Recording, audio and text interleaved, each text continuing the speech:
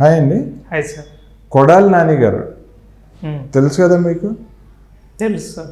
ఎలా తెలుసు? మీ అమ్మ మొగుడు చెప్పాడు అంటాడు ఆయన సార్. ఆ మాట ఆ డైలాగ్తో ఫేమస్ ఏపీలో. కానీ కొడాలి నాని మొన్న కూడా ఋషికొండ ప్యాలెస్ గురించి ఎలా పడితే అలా వాగాడు. ఫర్నిచర్ గురించి, జగన్మోహన్ రెడ్డి రాష్ట్రాన్ని ప్రభుత్వానికి ఇవ్వాల్సిన ఫర్నిచర్ గురించి అంటే ఎంత చెప్పండి మీ మొహాన్ని కూడా తీసుకుంటే మా బొచ్చ ఏమైనా పీకుతారా అన్నాడు.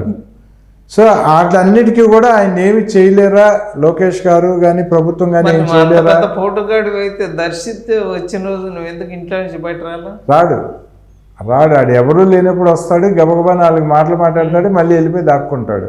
నీకు దర్శిత్ వస్తేనే బయట రానివాడివి, నీ మాటలకి భయపడేవాడు ఎప్పుడు లేడు. లేని కొడాలి నానికి బిక్షాకి ఇవ్వబోతుందండి తెలుగుదేశం ప్రభుత్వం. తెలుగుదేశం ప్రభుత్వం ఒక పక్కన అభివృద్ధి చూస్తుంది. సినిమాలో విలన్ క్యారెక్టర్ కాదు సార్ వీడికి. శేషు సినిమా చూసారా? రాజశేఖర్ గారు చూసాం. ఒంటి మీద నూలు పోగు లేకుండా అదే పరిస్థితులు కనిపిస్తున్నాయండి. శేషు సినిమాలో రాజశేఖర్ గారి క్యారెక్టర్ సార్ వీడికి. ఇప్పుడు అదే పరిస్థితులు కనిపిస్తున్నాయి.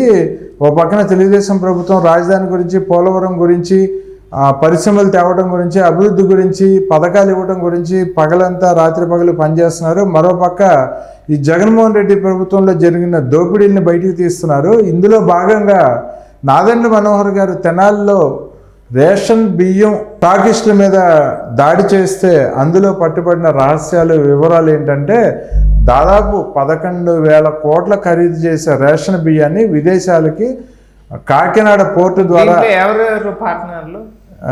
Kodali Nani, Kakinada MLA YCP MLA P Chandrasekhar Reddy ఇద్దరు కలిసి బయట దేశాలకి ఎగుమతి చేస్తున్నారు.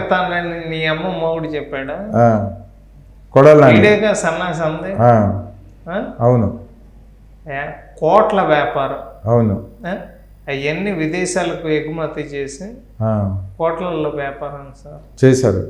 అవును, ఇప్పుడు ఆ కుంభకోణం బయటపడింది. ఆ కేసు కనుక పెడితే ఆ కేసు మీద కొడాలి నాని కనీసం 3 నెలలు బెయిల్ కూడా రాదు. తర్వాత కనీసం 3 ఏళ్ల నుంచి 8 ఏళ్ల వరకు శిక్షలు పడే అవకాశాలు ఉన్నాయి కొడాలికి. మరి చెయ్యని తప్పుకి గులకరాయి కేసులో మైనర్ బాల మీద కేసులు పెట్టారు. అవును, ఇలాంటివి ఎట్లా వదులుతాం సార్? అవును, ప్రతి ఒక్కదానికి త్వరగా రియాక్షన్ ఉండాలి అని చెప్పి నేనైతే కోరుకుంటున్నారు. చూద్దామండి కొడాలి నానికి రాబోయే రోజుల్లో ఎంత భయంకరమైన పరిస్థితులు ఎదురు కాబోతున్నాయో మళ్ళీ మాట్లాడుకుందామండి ఇంకోసారి. Thank you sir.